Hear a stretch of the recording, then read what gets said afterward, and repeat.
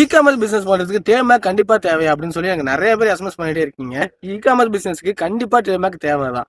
அதே நீங்க அமேசான்ல மீஷோல பிசினஸ் பண்ண போறீங்க அப்படின்னு சொன்னா உங்களுக்கு பிகினர் ஸ்டேஜ்ல டேமாக்ங்கிறது தேவை கிடையாது.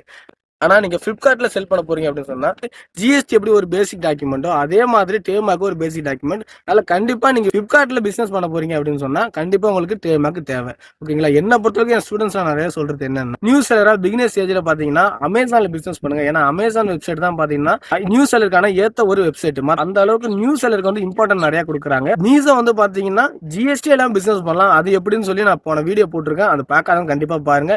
இல்ல இந்த வீடியோ கீழே பாத்தீங்கன்னா வாட்ச்னு போட்டு மீசோ இருக்கும், அதை செக் பண்ணி பாத்துக்கோங்க. ஏன்னா ட்ரேட்மார்க்கும் வந்து பாத்தீங்கன்னா உங்க பிசினஸ் நெக்ஸ்ட் லெவல் கொண்டு போற ஒரு டாக்குமெண்ட் தான். அதனால ட்ரேட்மார்க் எடுத்து ரொம்ப நல்லது. ஆனா ஆரம்ப ஸ்டேஜ்ல எடுக்க தேவையில்ல. ஓரளவுக்கு நீங்க பிசினஸ்க்குள்ள வந்து நாலேஜ் கெயின் பண்ணி உங்களுக்கு ஆர்டர் நிறைய வர ஆரம்பிக்குது, பிராண்டா நீங்க கன்வெர்ட் ஆவறீங்க அப்படிங்கும் போது நீங்க கண்டிப்பா ட்ரேட்மார்க் எடுக்கணும். ட்ரேட்மார்க்ங்கிறது கண்டிப்பா தேவை. ஆனா பிகினர் ஸ்டேஜ்ல தேவை கிடையாது. இதை நான் சொல்லிக்கிறேன். இல்ல இ-காமர்ஸ் பிசினஸ் பத்தி இன்னும் நிறைய டவுட் இருக்கு அப்படின்னு சொன்னா கீழே நம்பருக்கு வாட்ஸ்அப் பண்ணி என்னோட கிளாஸ் நீங்க ஜாயின் பண்ணுங்க. உங்க கிளாஸ்ல உங்களுக்கு தெளிவா நான் சொல்லித்தரேன்.